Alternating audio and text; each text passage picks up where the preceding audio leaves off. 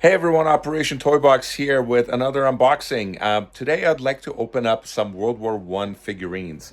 I got a whole bunch of them. They're right over here, and I just got to open them up and let's see what's inside and let's talk about it a little bit. I also want to open up a couple of other sets, maybe a couple of surprise sets, and then we also have probably some D-Day figurines as well from the DD series. So let's crack them open.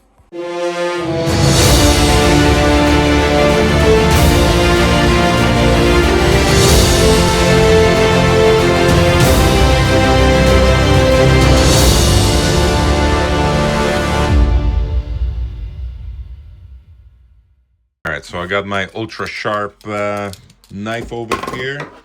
I got some fidget magnets. These are really fun to play with. And let's take a look at our first box. So first up, it looks like we have FW009. I know that this is obviously First War. So King Country makes a First War series that's really cool. Let's see here. Nice. Oh, we got the nice crinkly paper. Makes me feel like I'm, opening a Christmas present. I know I say that a lot, but that's really what this feels like. Look at this huge assortment. So nice. Huge assortment of paper. Oh, we got brown. You got newspapers, all kinds of stuff. Okay, cool. Here we go. So I think this might be like Germans. Maybe. Yes, it's the marching German. That's a scary word, huh? Marching German, scary phrase. Germans? All right, so this is that 1914 series, 13th Bavarian Infantry Regiment, I believe. So these are really cool. I love the backpack. This is the old school, that like field gray, green, gray, whatever. Nice, really nice. Here's an old Mauser rifle. It's actually pretty impressive how long that rifle stayed in service. I apologize for my voice. I'm just getting over a cold, so I'm sounding a little rough. All right, let's put this guy down here.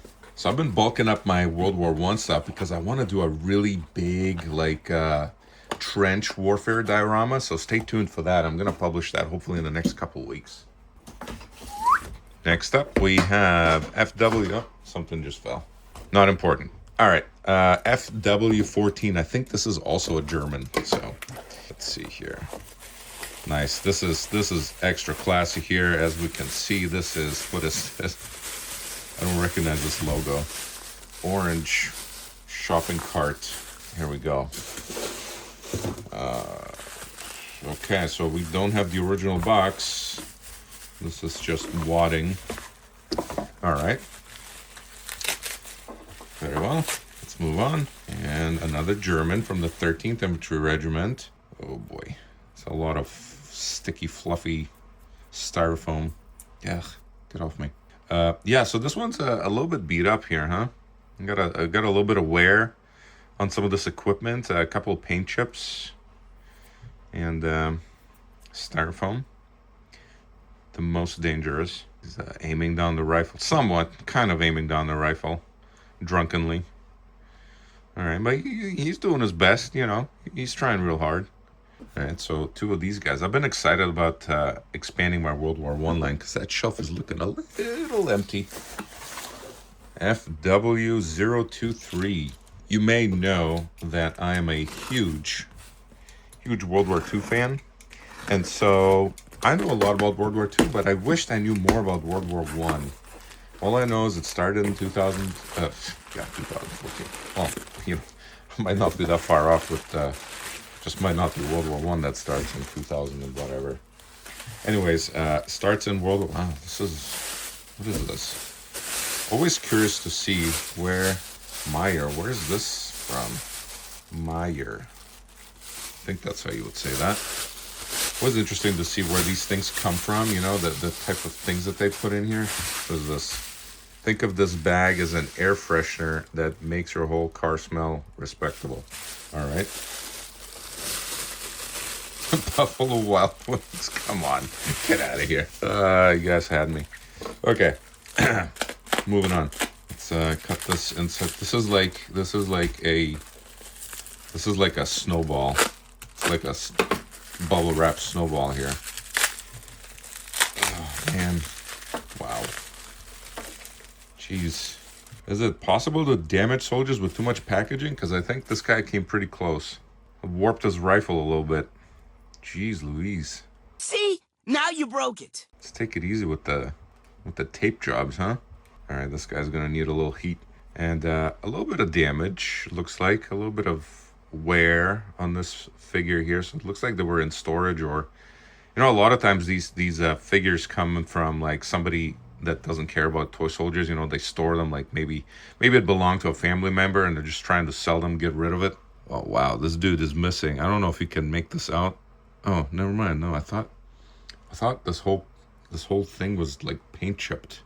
There's a little bit of paint chip in here, but it's not. It just looks like it's mud. It's an attempt to create mud. This is, I believe, this helmet is called the Pickelhaube. So, but I am. That's as far as I'm going to try to pronounce that. After my atrocious attempt to do an Australian accent, I've learned my lesson. All right, next. This is FW041. What do I do with this? So as I was unboxing this, I found a little note inside, and it says, "Here's your figure. Please leave feedback when it arrives. Thanks, Caprica." I wonder if this is like that Battlestar Galactica Caprica. Anyways, FW041. Let's see what this one is. I wonder if this is also Germans. I know that the serials kind of go through a range of what they are. And then you enter like different, like the 190s, for example, are like Australians. Okay, he's got his M42 battle straw already attached. And this helmet, this is, I believe, the Brody helmet. So this is a British soldier, it looks like. I just can't tell if... I see this insignia, this patch here a lot. I don't know if that means... I don't know what that means. Maybe somebody knows. Guys, do you know what this golden circle implies? Obviously he's British because he's got a Lee Enfield rifle with a fixed bayonet. He's got the Brody helmet, and this looks like, you know, general. Is he Australian? Is he British? Or is it 1917 series? What are you? I really love the British models, the British soldiers, the Australian models, and the British models in general. Are just really fantastic looking. They're just very quintessential. This is what I like about them. It's so recognizable, you know. You got the Lee Enfield rifle is one of the most recognizable rifles in World War I and II, as well as this helmet. Classic. Cool, so we got 1 Brit against 3 Germans. Let's throw this back in there. Save that straw in case he requires further transportation. Don't leave home without your straw. All right, let's switch gears a little bit and do a D-Day piece. This is DD-182.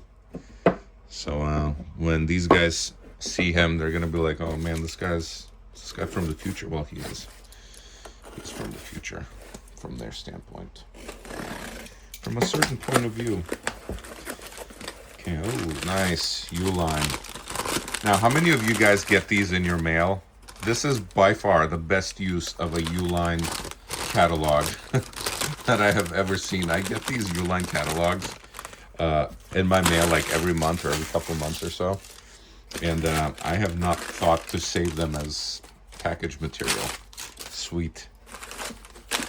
If the people that made this magazine knew that this is what their magazine is used for, would they still continue doing business or creating it? I don't know. It's a question for the philosophers, but it's living up to its life goals, I believe. Looks like it's an American. I think I know what this is. My knife is not very sharp anymore. Okay, we're gonna have to take a break and sharpen this up. Okay, couldn't find my screwdriver, so we're just gonna go with a knife that's already sharp. How do I do this without damaging this figure? And remember to cut towards yourself when you're using a razor blade. I can already see something very disappointing unfolding right before my eyes, and it's this rifle is awfully, like, just terribly bent, and it's an M1 carbine, which is, I think they make them bent. This is the guy with the cigarette, and look at this rifle. This is such a pain in the butt. Such a pain in the butt to deal with. I know that as soon as I bend this thing back, it's going to want to fall off. Ruined. Oh, so annoying. All right, so here we go. This is a infantry, 1st Infantry Division soldier. So we can tell by this big red 1 patch right here on his shoulder. And I'm smoking a cigarette. Back in the 40s, cigarettes were actually healthy for you. Why else would everybody smoke them? And this looks like, this is a massive cigarette. Look at this. It's like thicker than his thumb. I don't know if this is a cigarette, guys. Am I right? Oh, man. It's a massive. Woo. I am high. I'm high. That's a lot of, might be a little bit of the devil's lettuce in there. Actually, I doubt that. I don't know. Was that a problem back then in the 40s? In Europe? I mean, I could see that maybe somewhere else, but Europe, I don't know. Pretty nice soldier. Like, the details are really nice. I really love the later, the 180 D-Day pieces are really, really detailed. Very nice. So this looks like potentially a sergeant or some kind of an NCO in the middle of shouting orders. But he's in a semi-leisurely state since he is smoking a cigarette. All right, this one here is, there's just one figure in this whole entire box here. And I can tell it's one of those ones that have super creative packaging. Let's see if I'm right about this. Okay. So far, well, this is boring. This is very standard. I was hoping for some creative, some confetti or something, or those multicolored tissue papers that I've received in the past. Those are fun. Why is this so hard to cut? Like, what is this? Adamantium? Like, what? Where do these people get this bubble wrap? It's like, whatever it is, they should make cars out of this. LAH-092. So this is that like 1936 Berlin series or whatever, right? Oh yeah, this is the sailor, the sailor, the Kriegsmarine. I think I got this one originally because I wanted to do a giveaway, because this guy doesn't really fit with anything in my collection, but I still think it's such a cool model. It's like, really, I love the colors, the pose. You guys know I'm a sucker for a good guard pose. So he's holding his Mauser right here. Yeah, he's just standing at attention. And I think I've seen these guys depicted as like, you know, entire units where it's like 15 of them, you know, kind of in a line, or like a little squad or a little platoon or whatever, what have you. Cool. Yeah, I just really like that. Just a very unique looking figure. And even though it doesn't quite fit with anything that I have, I still think it's fantastic. I still might do a giveaway with it. So let's see what else we got. The World War I theme going here. This is FW026. Okay, we got a bubble pillow thing with big bubbles. And so we don't have the original box for this. So a lot of these World War I figures just don't have the original box. It's kind of a bummer, but you guys know that I am pretty good at picking out eBay deals. A lot of the ones that I pick out, because they're so cheap, a lot of times they don't include the box. So we have a Highlander here, a kneeling Highlander. And I don't think this had a bayonet attached. Doesn't look like it. His bayonet is still in its sheath. And he's just aiming down his rifle, his Lee Enfield. So this is either like 42nd Highlanders or 72nd Highlanders, maybe. 1914 series. So these are the early war series. Got lots of nice little ammo pouches right there. Awesome. I love Highlander soldiers. They're great. They're great. And next up, we have a triple. Bam. These are already out of the box because I kind of had to put them together, stack them together. So these are all going to be Australians, or Australians. Congratulations, mate. You're one of us. So we have from left to right FW192Q, which means Queensland, and FW196Q, also Queensland, and FW193A, Queensland. So when they create the serial, so you have the number, the model number is 193, then A is sort of like a variant, and I'll show you what I mean by that. So I have here, this is FW193A. Oh, and I have another one coming in here. And so it's basically like there's another one that's like a B, I think, and it's also like a charging soldier, but in a slightly different pose, almost like they're part of a set. All right, so we'll start with this guy here because I've kind of already shown you what this one is. And so this being Queensland, it's going to have a different unit patch. And this guy, I believe, is mint in box. So he still got like, oh wow, this goes compressed so hard that it's stuck to his leg. Gonna have to clean that out. That's annoying. Ugh, it's sticky too. Gross. Bayonet protector. Sometimes it feels like it's just providing an additional lever to actually bend this rifle. So, but I guess it keeps it a little bit safe because then it's also pushing on this rifle part, not just the bayonet itself. Yeah. So here's the Queensland insignia. It's the light blue. That's Queensland. This, the green one, is New South Wales. So you can see it's the same model, but it's got different insignia. And I think actually now that I'm remembering, that's what the letters are for. So this is NSW, this is Q for Queensland. And they both have epic mustaches. So these guys are awesome for like a trench diorama, which I'm planning on building. I'm building a Gallipoli diorama.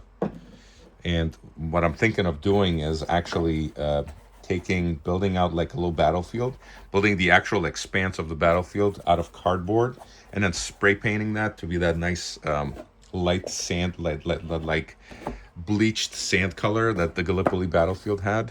And then also adding some drops for the trenches. They have to be about 3 inches tall. I did some math and did some conversions about how to scale things properly. Oh, this guy's the Grenadier. I just love models chucking grenades. It's my favorite. Yeah, he's chucking a pineapple. He's a Queensland soldier as well. And he's also got a mustache. That's part of the uniform, I guess. He's got his Lee Enfield in the back. So this is mint in box as well, which is really sweet. And these, I believe, came from Sager Soldier. So shout out to Sager, who's been stuffing my office with toy soldiers since 2024. Then we have 192Q, also Queensland. I don't know why I got on this kick where I was just buying a lot of the Queensland guys, and I'm not that I have like a special affinity for them. I mean, the models are all the same from a model perspective. The only thing that's different is the unit patch. How do I get this thing out of here? This guy brought his own pillow, sitting on his hemorrhoid cushion over here. Hemorrhoid cushion. We're not too old for this shit. By the way, do you guys know? I know this is the bayonet, the black one, the black sheath. What is this other stick back here? What is that for? Is that part of the bayonet assembly? Is that, because I see that in all of these models have that. They have like this accompanying, like, what is that for? Please let me know in the comments if you know what that is, because I don't recognize that piece of equipment. I guess I could use ChatGPT to tell me, but it's more fun to talk to you guys. Cool. Oh, so this guy has the patch on both sides. Do these? Yeah, he has the patch on both sides. Yeah, this one does too. Interesting. I guess you probably somebody had mentioned in the comments in one of my earlier unboxings that you had these patches because they helped you kind of stay with your unit when you're advancing. So it makes sense to have that on both sides, to have it on your left and your right shoulder, so that when you're kind of engaged in battle and you look left and right, you can see like, oh, I'm too far. I'm mixing with the Queensland guys or whatever. So I got to pull back with my unit. And let's switch up, change gears again with some DD Rangers. This very ominously labeled box that just says DD Rangers. I have no idea what's in here. My guess is it has something to do with Rangers, but let's see which one. I don't know which model. I've had this box so long that I didn't even label what model is actually in there. All right. There's just one box, it looks like. Very, very Christmassy. Let's open this. Ta-da! Oh, it's just more foam. Oh, there's two guys. Sweet. Oh, nice. Nice, nice, nice. Yeah, I remember these guys now. This is DD320. So this is this is kind of like a newer set. You know, one thing I will say about the Rangers, the sculpt on these is fantastic. I love the sculpt. no remarks. This dirt, the way that they're depicting the dirt on these uniforms, I'm not a fan of it. It looks a little sloppy. It doesn't look like actual dirt. It just literally looks like which is what they did. They just took some paint and slapped it on there, but it just doesn't look good to me. I love the sculpt of the models, and I am planning to also do, God, I'm just planning to do all kinds of stuff, but I just never have the time. But what I'm planning to do with the Rangers is like do an actual like a beach, like a D-Day beach thing, and I've been working on trying to figure out how to actually recreate like a beach scene, like an Omaha beach scene. Prone BAR man. So he's a private, and here's the Ranger patch. Yeah, so private, so he's got one chevron. So this is literally an E1 private. And what is this? This guy does not have insignia. So I don't know what he is rank-wise. Probably a private. So he's probably like hunkered down behind an beach obstacle, and putting down some fire on the Germans. Awesome. Yeah, I don't have a lot of Ranger models. I have a few, but I don't have a lot. Quite an eclectic assortment of soldiers that we have here. We have some World War I guys. We have Germans. We have Australians. One Highlander. One unknown. My guess is this is just like a British soldier. Although I'm probably going to eat those words when somebody in the comments says, "Now this is actually the 32nd New Zealand Support Auxiliary Battalion," or something like that. Because I just don't recognize this patch. I should have looked this up. I see it a lot in a lot of the figures, but it just hasn't come to me. All right, next up we have FW162, another World War I piece. One of the things that I didn't realize when I started doing YouTube is how hard it actually is to talk and do camera stuff, like record yourself doing something. I like this. This is nice. It's a very creative way to create wadding. It's a very efficient way to do wadding, because you're getting the springiness of the paper because it's folded up in this accordion style. This is very smart. Good job, whoever packaged this. Look at that. And now you can easily reuse it by sliding it into different spots. The weirdest crap you start to admire when you unbox these is so strange. I'm admiring package styles. I mean, it's just reusable, There's somebody at the top of their game there. All right, FW162. Here we go. Oh, this is not what I paid for it. Pretty sure I pretty much only buy figures that I can offer a counter price for. I very rarely buy full price. Oh yeah, this is now I'm thinking this is actually an Australian. Now I'm thinking this is an Australian right here. Australia, mate! Because I think this is an Australian. He's got the patch. And I don't know what this patch means. It's going to drive me crazy, because 5 minutes after I'm done with this video, I'm going to go look it up, and it's going to be like, yeah, this is the New Zealand or the Australian Outback Battalion or something like that. But yeah, so what I was saying is it's really hard to talk and to sound coherent when you're like unboxing stuff and trying to talk about the thing you're talking about. Very hard. Deceptively so. Yeah, so the Brody helmet with the canvas cover. Got the webbing here with all the nice ammo pouches. The detail is really great. Again, compliments to King and Country. You guys are the masters, in my opinion, the absolute masters. And I wouldn't say that the King and Country soldiers are the most realistic, because I don't think that you want that in a toy soldier. That's just my opinion. My opinion is you want the toy soldier to be a toy soldier. You don't want it to be some realistic depiction of an actual soldier. And I think King and Country really captures that soul of the toy soldier very well, with the proportions, the colors, the poses, the facial features, the weapons. They apply realism to the things that are good to apply that to, like weapons. Weapons look very realistic, and I think the proportions look very, very realistic, but they still, I feel, have that aura of toy soldier about them. It's like very intangible, and I think they've hit on something that simultaneously captures wonder and nostalgia. And that's why I think King and Country That's why I collected. Like I look at Thomas Gunn does another great job of that. Thomas Gunn is another one of those makers that does a great job with that. The proportions are almost 100% super realistic, but it's like they're not 100% super realistic on purpose because they're capturing some Venn diagram of realism and nostalgia that they're hitting on it and creating this feeling. When you look at these toy soldiers, you just want to pick them up. You just want to hold them. You want to play with them. At least that's how I feel. So anyways, so the reason that I wanted to mention this, the reason that I'm collecting multiples of the same kind of pose, like let's bring the camera down so we can get a closer look at these guys. The reason that I want to create more of these, the reason that I have multiples of these soldiers that are in the same pose, because I'm building a diorama and I want to depict multiple soldiers charging at the enemy. I can't build a diorama with just one of each. Not the type of diorama that I'm trying to build. I'm trying to build like a massive warfare, kind of like a bunch of soldiers charging forward. I was thinking this guy here could be like in the trenches, sitting in the trenches. Maybe he's resting or waiting to go and attack. This guy is preparing to go over the top. I really love this pose. This pose that they got him in. He's like preparing to assault. And then he comes up and he's charging forward.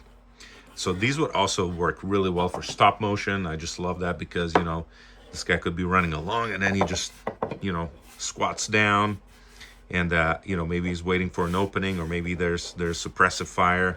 And then he pops out and continues charging forward. So yeah, the World War I figures are absolutely fantastic. You can tell that they really spent extra time making these extra special. Every single line is you know, just fantastic. And I think that's what King Country really just does such a great job of capturing. Like you can tell with this figure here, this is not 100% realistic. Like looking at the proportions, it's very close. But it's not what they're capturing. It's not what they're going for. They're going for a little bit of that toy soldier, you know, kind of perspective. And I think they're really hitting that. And this guy here is going to have to go to rifle rehab. This thing's completely snapped off. It's going to be nerve-wracking trying to fix that. Okay, and we are in luck. We have an FW193B Queensland.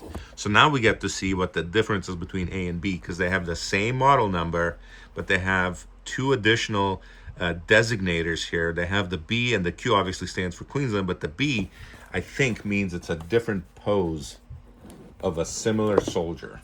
Mint in box, clearly. Still got the M29 combat straw attachment. You know, you guys remember when we went through this phase where we only had like paper straws in restaurants and everything? This is where all the plastic straws went. So this guy is a sergeant. So he's a sergeant and he's got the exposed Brody helmet. He doesn't have the canvas. So now again, going back to this guy. Now I'm totally convinced that this is an Australian. Actually, am I? Maybe not. I don't know. I might not be convinced.